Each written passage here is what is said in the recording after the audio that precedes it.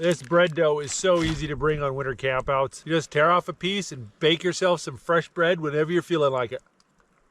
If you refrigerate it, it'll last 3-4 days without any problems. It just slowly becomes sourdough if you let it sit for too long. That's good.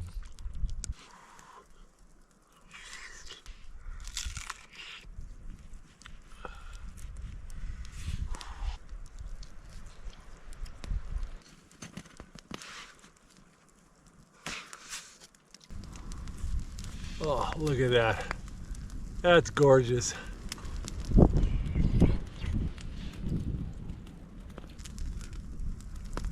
But it looks like it's going to be windy and cold tonight.